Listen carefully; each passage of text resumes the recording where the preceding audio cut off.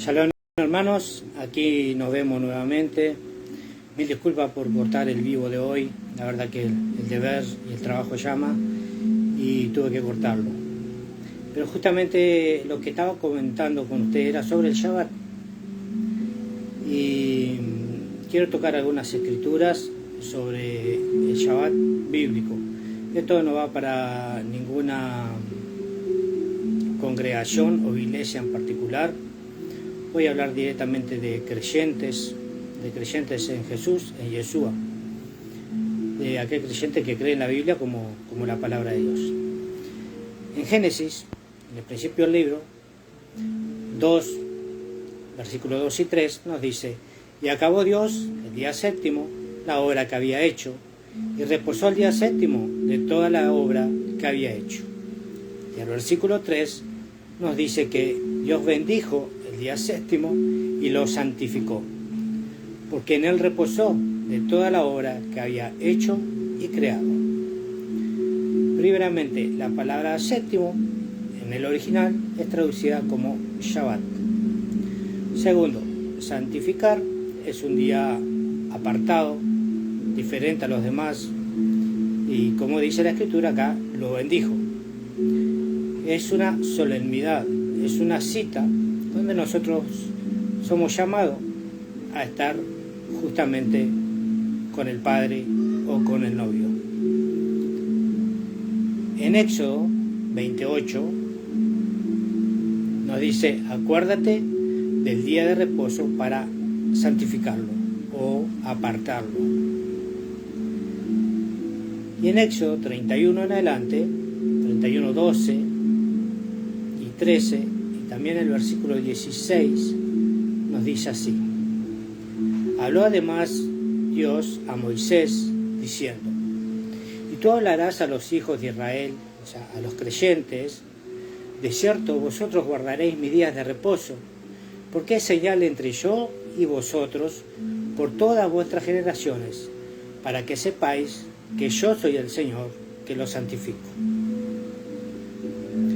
Voy a utilizar palabras directamente en castellano para las ovejas perdidas de la casa de Israel, que están en muchas congregaciones en Latinoamérica. Los hermanos que ya están más profundos en el Evangelio ya saben que podemos llamarlo Yahweh, podemos llamarle Jehová, otros lo llaman Hasén, Adonai, pero yo aquí lo voy a llamar Dios y lo voy a llamar justamente Jesús, y por ahí en algún traspaso de palabra nombraré su nombre que nosotros consideramos que es correcto. Así que en el 16 nos dice así: guardarán pues el día de reposo los hijos de Israel, celebrándole por sus generaciones como un convenio perpetuo, para siempre. Sabemos que la ley, la instrucción, la Torá es eterna. Se cumplió en el antiguo pacto, se debe cumplir en el nuevo pacto y se va a cumplir en el milenio. Es eterna. En Isaías 56, del 1 al 8, del antiguo pacto, nos dice: así ha dicho el Señor, guardad el derecho y practicad la justicia, porque mi salvación, o sea, Yeshua o Jesús, está por venir y mi justicia por manifestarse. Bienaventurado el hombre que hace esto, el hijo de hombre que se aferra a esto, que guarda el día de reposo para no profanarlo, y que guarda su mano de hacer todo lo malo. Y que el hijo del extranjero, que siga a Dios, no hable diciendo: me apartará totalmente Dios de su pueblo, ni diga al eunuco: he aquí, yo soy un árbol seco. ¿Por qué? Porque así ha dicho el Dios de Israel a los eunucos, que guarden mi día de reposo y escojan lo que yo quiero y se aferren a mi convenio. Yo les daré lugar en mi casa y dentro de mis muros, y un nombre mejor que el de hijos e hijas. Le daré un nombre eterno que nunca será quitado. En el versículo 6 dice: y a los hijos de los extranjeros, tanto injertados, o sean de donde sea de las naciones, pero quieran guardar los mandamientos de Dios, Dice que sigan a Dios para servirle y amen el nombre de Dios para ser sus siervos, a todos los que guarden el día de reposo para no profanarlo y se aferren a mi convenio, yo, dice, los llevaré a mi santo monte, los llenaré de gozo en mi casa de oración. Sus holocaustos, sus sacrificios serán aceptados sobre mi altar, porque mi casa será llamada casa de oración para todos los pueblos, o para todos los creyentes.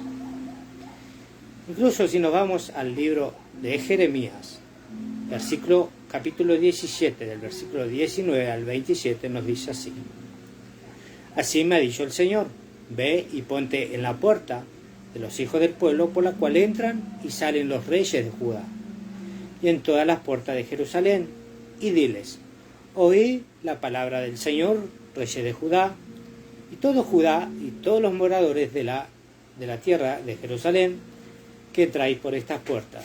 Así ha dicho el Señor: guardad pues vuestra vida, y no llevéis cargas en el día de reposo, para meterla por la puerta en Jerusalén. No saquéis carga de vuestras casas en el día de reposo, no hagáis trabajo alguno, sino que santificad el día de reposo, como mandé también a vuestros padres. Son mandamientos directamente de las Escrituras, para todos los creyentes. Dice también: pero ellos no escucharon ni inclinaron su oído, sino que endurecieron su corazón y su cerviz, para no oír ni recibir ninguna corrección de parte del Eterno. Entrarán pues por las puertas de esta ciudad en carros y en caballos, los reyes y los principales que se sientan sobre el trono de David, y ellos y sus príncipes, los hombres de Judá y los moradores de Jerusalén, y esta ciudad será habitada para siempre. Y vendrán de las ciudades de Judá y de los alrededores de Jerusalén, y de la tierra de Benjamín y de la llanura, y de los montes y del sur, trayendo holocausto y sacrificio, y ofrenda de incienso, trayendo ofrenda de gratitud a la casa de Dios. Pero si no me escuchás para santificar el día de reposo, y para no traer carga ni meterla por las puertas de Jerusalén en el día de reposo, yo haré encender fuego en sus puertas, que consumirá los palacios de Jerusalén y no se apagará. En Éxodo 20:10 seguimos: mas el séptimo día es reposo para el Señor tu Dios. No harás en él obra alguna, tú, ni tu hijo, ni tu hija, ni tu siervo, ni tu criada, ni tu bestia, ni el extranjero que está dentro de tus puertas. En Isaías 58:13 nos dice así: si retraes el día de reposo tu pie para hacer tu voluntad a mi día santo, y lo llamas delicia, santo, glorioso a Dios, y lo veneras, no adorando tus propios caminos, ni buscando tu propia voluntad, ni hablando tus propias palabras.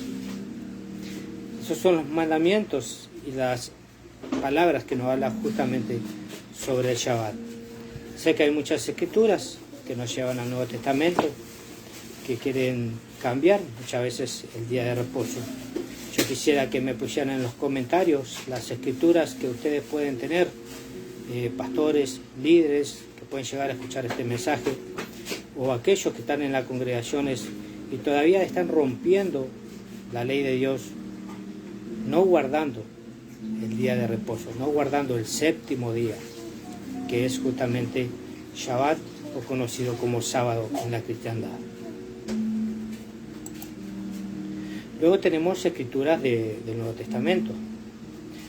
Por ejemplo, en el Nuevo Testamento tenemos a Marcos 2:27, donde acontece algunas cosas con Jesús, donde los fariseos, que si bien se llevaban por parte de la ley de Dios escrita, que son los libros de Moisés, también se llevaban por los takanot, o la ley oral de los ancianos, o la ley oral de los hombres.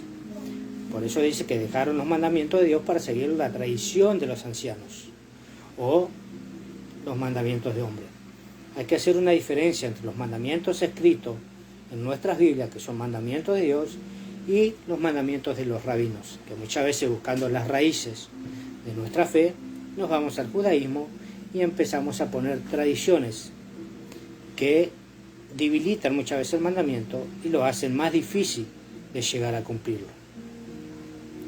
Como le dije anteriormente, en Marcos nos dice así, Marcos 2:27, también les dijo, el día de reposo fue hecho para el hombre y no el hombre para el día de reposo. Así que este es un día para que el hombre tenga descanso de sus cosas cotidianas, y es un día que justamente como dijo en el principio, cuando le dijo a Faraón, deja ir a mi pueblo para que me sirva. Nosotros estamos al servicio de nuestro Dios y ese es el día que Él nos llama para tener una cita con Él. Sabemos que Él se refiere a nosotros como el novio y los creyentes como la novia. Así aconteció en el Nuevo Testamento, así acontece en el Nuevo Testamento. Hoy Jesús es el novio y la iglesia o los creyentes son las novias. Por eso en Apocalipsis leemos sobre la boda del Cordero. Y si el novio nos llama a una cita cierto día y nosotros no vamos ese día a esa cita, dejamos plantado al novio, ¿no? En Mateo capítulo 12, del versículo 12 en adelante, dice, en aquel tiempo iba Jesús por los sembrados en un día de reposo. Y sus discípulos tuvieron hambre y comenzaron a arrancar espigas y a comer. Viendo los fariseos, que guardaban la tradición de los ancianos o las leyes de hombres, porque esto no está escrito en la Torá, en la ley de Dios, esto está escrito en sus libros de ley oral, que hoy lo pueden conocer como los Takanot o la Halajá, dice que comenzaron a arrancar espigas y a comer. Y viendo los fariseos le dijeron, he aquí tu discípulo hace lo que no es lícito hacer en el día de reposo. Pero él les dijo, ¿no habéis leído lo que hizo David cuando él y los que estaban con él tuvieron hambre? ¿Cómo entraron en la casa de Dios y comieron los panes de la proposición, que no le era lícito comer ni a él ni a los que con él estaban, sino solamente a los sacerdotes? ¿O no habéis leído en la ley, como en el día de reposo los sacerdotes en el templo profanaban el día de reposo y son sin culpa? Pues os digo que uno mayor que el templo está aquí, o sea, Jesús. Y son sin culpa, dice, pues os digo que uno mayor del templo está aquí. Y si supieres qué significa misericordia quiero, amor quiero y no sacrificio, no condenaráis a los inocentes, porque el Hijo del Hombre es Señor del día de reposo. Jesús mismo es el Señor del día de reposo. Muchas veces en el judaísmo o las leyes orales decían que tomar una espiga para comer era romper el Shabbat. Levantar un vaso como carga también era romper el Shabbat. Prender una bombilla de luz también es romper el Shabbat. Subir un ascensor también es romper el Shabbat. Pero eso son leyes rabínicas, leyes de los ancianos y leyes de hombres, no son leyes de Dios. En la ley de Dios y en los mandamientos, para que usted entienda lo que es y cómo se guarda el Shabbat. Guardar el Shabbat es no trabajar en ese día, porque es un día santo y apartado. Santificarlo, ¿cómo? Justamente no trabajando ni haciendo trabajar a tus siervos o tus empleados o tus hijos y los que vivan dentro de tu casa. También dedicarás ese día a tener una relación con Dios mejor que la de los días de semana, ya que en los días de semana estamos en el traqueteo del día a día y pensando en las cosas cotidianas, y ese día es un día de descanso donde podemos enfocarnos en su palabra, donde podemos orar, donde podemos salir a disfrutar con nuestra familia a lugares públicos, donde no haya lugares donde hagamos trabajar a otros, donde podemos disfrutar de nuestra familia en el hogar. Sé que ustedes me podrán decir, sí, pero yo quiero saber sobre las oraciones, quiero saber sobre el pan de trenzas, sobre el vino que los hermanos de Judá hacen el día Shabbat y las oraciones para bendecir el vino y bendecir el pan. Bueno, hermano, yo le pido que usted ore, que usted le pida a Dios que Él lo guíe a través de su Espíritu Santo, que Él justamente le dará la verdad de todas las cosas. No está mal que usted quiera hacer el pan de trenza, celebrar una cena en ese día, pero no hay algo bíblico que te diga cómo celebrar el Shabbat, aparte de no comprar, de no trabajar, de no hacer trabajar a las personas y dedicar un día especial a Dios. Así que los hermanos que están haciendo panes de trenza, están tomando el vino, están haciendo ciertas oraciones para bendecir, es una tradición. No es una tradición mala. Si usted la está haciendo, bueno, sígala haciendo, pero no le ponga esta carga a hermanos que no quieren hacerlo y se le hace más difícil el Shabbat. Usted puede hacer una cena común como la haría en su casa, con un estofado, unos ravioles, lo que usted quiera. Puede compartir el vino, puede bendecirlo a la manera que usted desee, que indique el Espíritu Santo en su corazón, y no con oraciones que ya están predestinadas a bendecir el vino o a bendecir el pan. Sabemos que los hermanos de Judá tienen mucha sabiduría, estuvieron siempre con el Padre, pero también los hermanos de Judá han errado bastante y se han ido de las leyes de Dios a leyes de los hombres. Y también los cristianos hoy en día han dejado la instrucción para seguir mandamientos de hombres, inventando muchas veces compartir el pan, compartir el vino cada semana o cada primer día del mes, sabiendo que esto es una fiesta bíblica que fue dada por Dios, por Jesús mismo a Moisés, y se celebra una vez al año, no cada vez que a usted se le ocurra. Recuerden que la Santa Cena en el Nuevo Testamento no fue algo nuevo que Jesús inventó. Él era el Cordero Pascual. Él era el Cordero que iba a ser sacrificado en la cruz del Calvario. Él simplemente tenía una cena de despedida y explicándole como un ensayo a sus discípulos lo que significaba a partir de ahora el Pesaj o la Pascua. El Pesaj en los tiempos antiguos era pasar por alto, pasar por encima. Cuando el ángel destructor iba a destruir a todos los primogénitos, mataban el cordero y ponían la sangre en los dinteles de las casas de los israelitas, y el ángel destructor pasó por encima y no les hizo daño. Hoy en día, el sacrificio del Mesías, la sangre del cordero, está sobre cada uno de nosotros. Por eso el mal pasa por encima de nosotros y no nos hace mal. Y hacer esto en memoria de mí. Antiguamente lo hacíamos en memoria de la salida de Egipto, y la recordamos hasta hoy en día, pero hoy tiene un valor más importante. Hacemos el recordatorio de la sangre del Mesías allí en la cruz del Calvario por cada uno de nosotros, para que nosotros podamos volver a los pactos y a la promesa. Así que no inventen cargas más pesadas de las que podamos soportar, y no inventen y agreguen mandamientos a la palabra de Dios. Como le dije, no vamos a juzgar los que están haciendo los hermanos que hoy vuelven a las raíces, celebrando su cena. Como le dije anteriormente, es una tradición, pero no está mal que lo hagan y lo sigan haciendo, ya que es una tradición que reúne a la familia, se habla ese día de Jesús, de Yeshua, y se comparte justamente un día apartado santo. Pero nosotros como bíblicos tratamos de guardar el mandamiento y apartarnos de no comprar, de no vender, de no trabajar, de no hablar mal de los demás, de tratar de llevar la palabra de Dios. Incluso algunos dicen que no podemos usar las redes para predicar o para enseñar. Sin embargo, en aquellos tiempos se enseñaba en las sinagogas los días de reposo. Se predicaba a Moisés cada día de reposo. Y ese es el mandamiento, que prediquemos a Moisés cada Shabbat en las ciudades. Hoy hay otras tecnologías.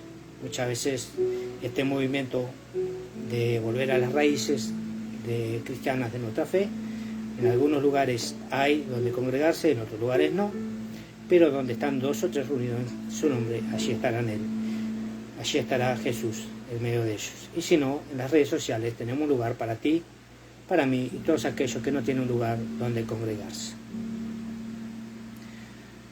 En Lucas, capítulo 13, el 11 al 17, dice: he aquí, había allí una mujer que tenía un espíritu de enfermedad.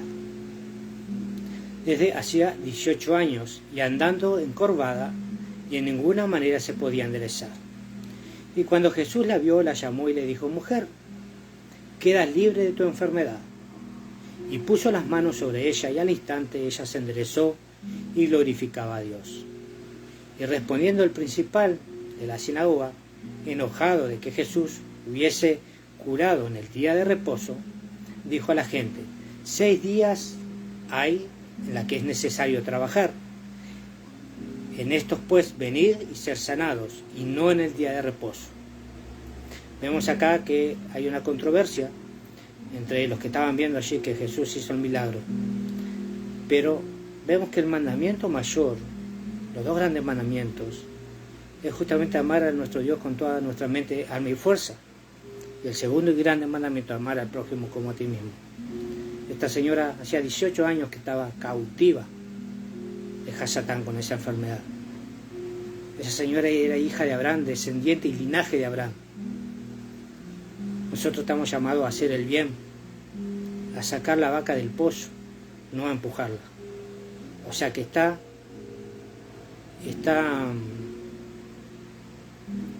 no está prohibido hacer el bien en el día de reposo. Si usted necesita comprar algo para alguien que está con hambre en el día de reposo, alguien que está enfermo, necesita comprar un medicamento, usted no rompe el mandamiento del Shabbat, porque hay un mandamiento mayor que es la vida. Así que sigamos adelante. A ver, ¿qué más nos dice Lucas que hizo Jesús en este tiempo?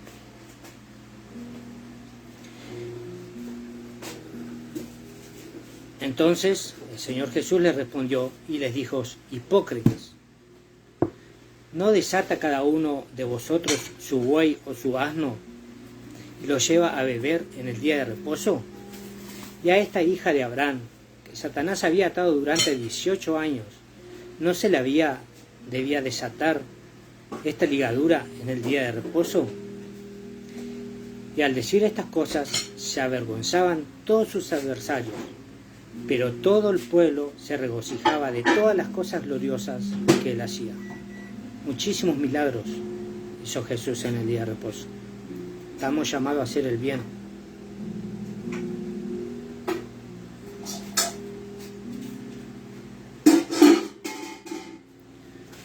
Luego quiero tocar una pequeña escritura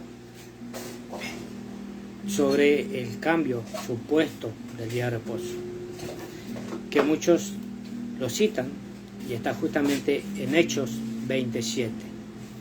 Y dice así: el primer día de la semana, en español, en castellano, reunidos los discípulos para partir el pan, Pablo les enseñaba, habiendo de partir el día siguiente, y alargó su discurso hasta la medianoche. El que lo lee directamente del castellano, lo lee el primer día de la semana, o sea, domingo. Muchos lo llaman el día del Señor, pero esta traducción no es correcta.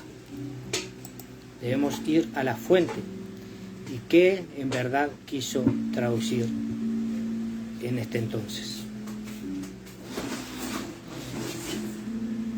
Así que te voy a mostrar cómo esta traducción, esta mala traducción, han hecho el cambio justamente del sábado, que fue el día que Jesús, que Dios instituyó como día de reposo, para el domingo. Todo el que conoce algo de la historia y sabe quién oficializó este cambio, que fue Constantino en el siglo III después de Cristo, de acuerdo con la Iglesia romana, que se había convertido en la Iglesia católica, y la razón fue política. Su intención era unificar un imperio y que hubiera una sola religión. Y lo que hizo fue sincretizar, lo cual era una abominación a Dios. Así que hizo que la doctrina cristiana se juntaran con las paganas, eliminando todo el cumplimiento de la instrucción. Ellos no querían saber más nada con lo que los judíos practicaban o guardaban, entonces aceptaron enseguida que se cambiara para el domingo, para no tener nada que ver con los judíos, sabiendo muchas veces, o tal vez desconociendo, que su Mesías, que ese Jesús que ustedes proclaman, es judío. En un artículo aparte te mostraré cómo es que las distintas denominaciones cristianas aún siguen reconociendo la autoridad de la Iglesia de Roma. Lamentablemente, las iglesias protestantes siguen el camino de la Iglesia católica, pero no quieren aceptar esto. Y en su lugar han inventado un montón de pseudos argumentos para intentar comprobar que Jesús y los apóstoles en realidad cambiaron el sábado. Así que te mostraré al menos 2 pasajes y podrás corroborar que no tienen ningún fundamento en realidad, pues están mal traducidos en la Biblia que no ha llegado al español.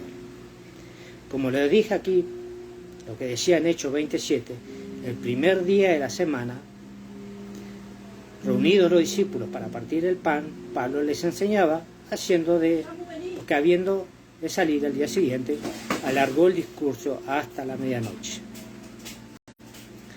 Como han escuchado a predicadores agitando su Biblia en su mano, defender ardorosamente desde el púlpito el cambio del sábado al domingo, insistiendo en este versículo. Yo mismo al leerlo he creído verdaderamente que este versículo estaba comprobado que los apóstoles ya no guardaban el Shabbat o el sábado, sino que habían comenzado a congregarse el domingo por la resurrección del Mesías.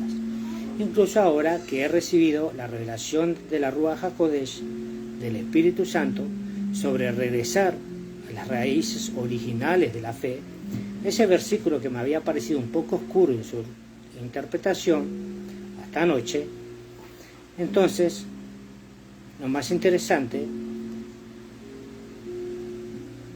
es que allí dice el primer día de la semana, ¿verdad? Pues déjame decirte que este versículo en el original no dice así. Todos sabemos que en el Nuevo Testamento se escribió en griego, o al menos los manuscritos más antiguos se han recopilado estos escritos en ese idioma. Posiblemente alguno se escribiría en hebreo primeramente, y lo que hemos encontrado en las traducciones del griego creo que nunca lo sabremos. Pero el manuscrito original de Hechos, con el que contamos hoy en día, está en griego. Y tal vez te sorprenda si te digo que en el texto original no aparecieron las palabras ni primer ni semana. En vez de esto aparecen 3 palabras, que son Mia to Shabbaton. Esas son las palabras que aparecen en griego. Mia significa una y to Shabbaton significa de reposo, o sea, uno de los días de reposo. Esto se lo puede comprobar, por ejemplo, si traducimos bien, que era un día de reposo.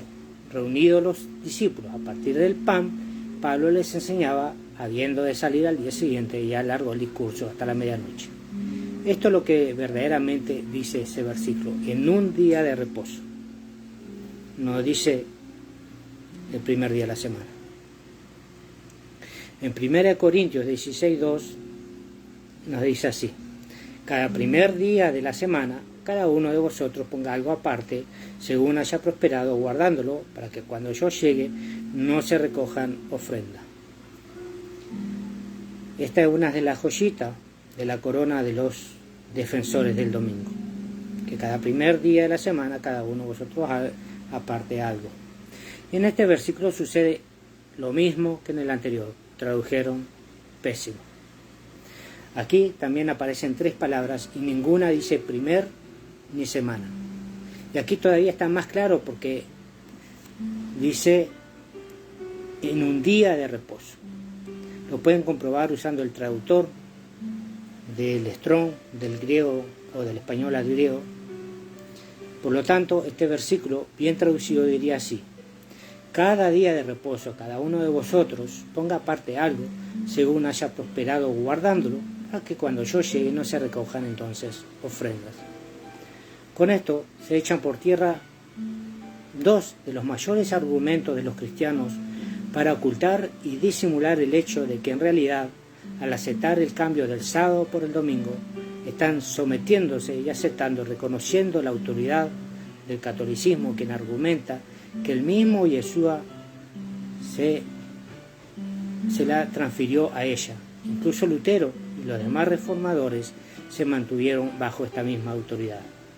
Solo Dios sabe qué propósito hubo para permitir que durante 1700 años haya seguido en ejercicio tal poder. Sin embargo, creo que aún está por cumplirse esta parte de la Biblia. En Apocalipsis 8:4 dice: y oí otra voz del cielo que decía: salid de ella, pueblo mío, para que no seáis partícipes de su pecado. Sabemos que romper un mandamiento es pecado. Pecado es transgresión a la ley de Dios. Pecado es transgresión a los mandamientos. Si rompemos el primero, el segundo, el tercero, el cuarto, el décimo, estamos transgrediendo la ley de Dios. Y dice que el pueblo salga de esos lugares donde van contra la ley de Dios. Porque si participan de sus pecados, recibiréis parte de sus plagas.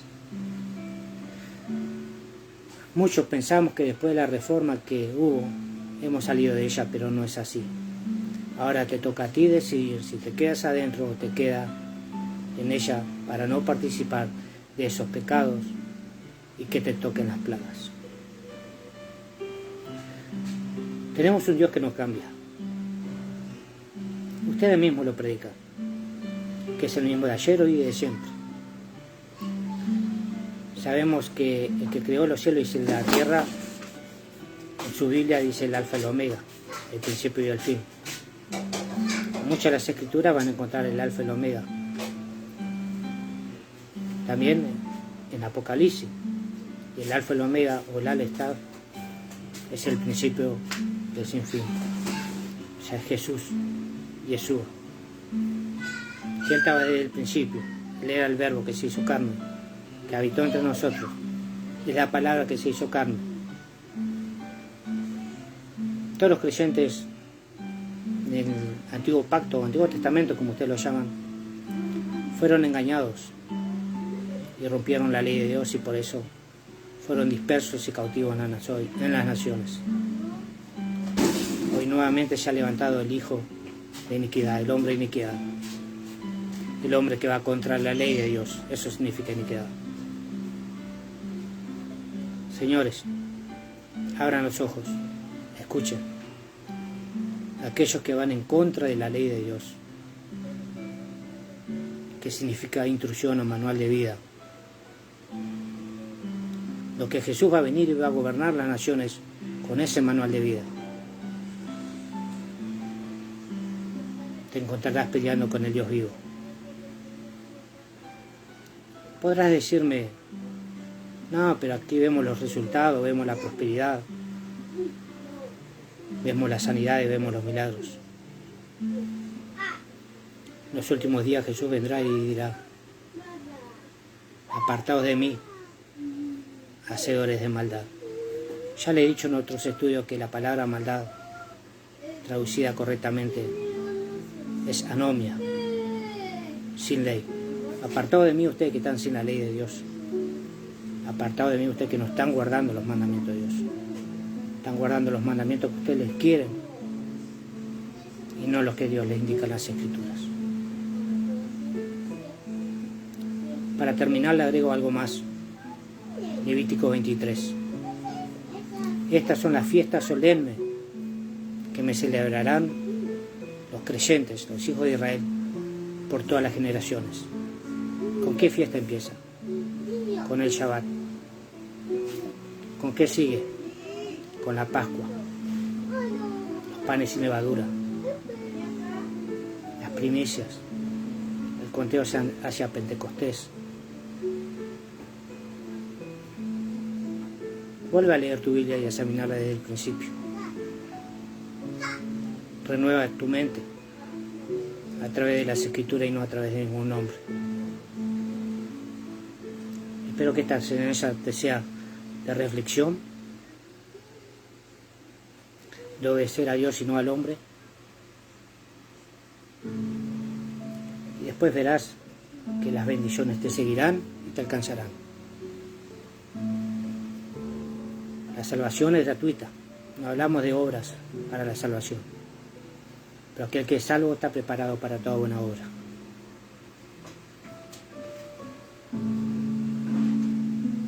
Aquel que es salvo y ama al Señor, guarda sus mandamientos. Ese es el amor de Dios, que guarden sus mandamientos, y sus mandamientos no son difíciles.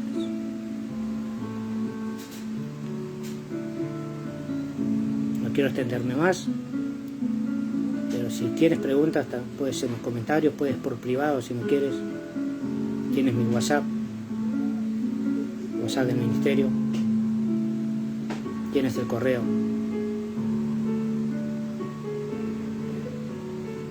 Te lo decimos porque amamos a Dios y porque Él nos mandó a amar al prójimo. Lo decimos porque te amamos. Shalom.